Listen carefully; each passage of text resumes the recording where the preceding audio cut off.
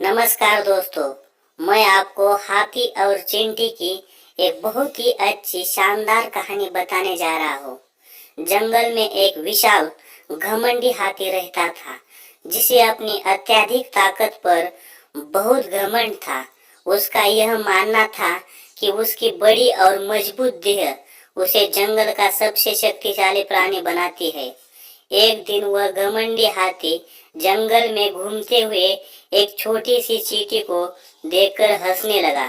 उसने चींटी को छोटे आकार का मजाक उड़ाया और कहा, तुम जैसे छोटे प्राणी मेरे सामने कुछ भी नहीं है।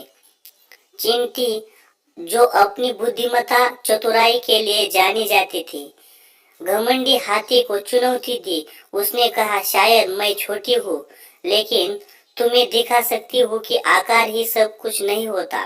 घमंडी हाथी ने चींटी की बात सुनकर और जोर से हंस दिया और चुनौती स्वीकार कर ली।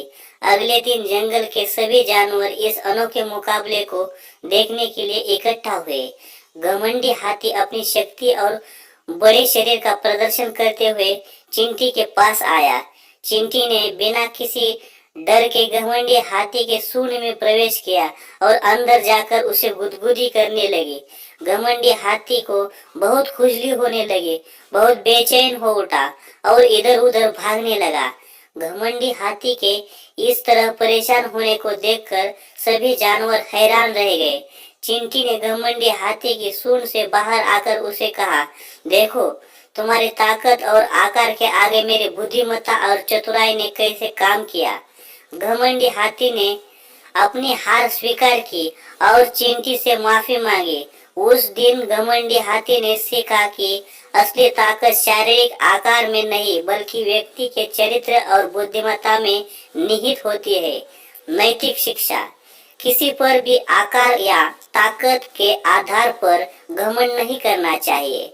हर प्राणी में कुछ विशेष होता है और हर कोई अपने तरीके से शक्तिशाली होता है। नमस्कार दोस्तों, इस तरह से अपना जीवन भी सबसे अलग है। आपका इस कहानी से यही नैतिक लेना है और अपने जीवन में जीना है। धन्यवाद। मिलते अगली कहानी।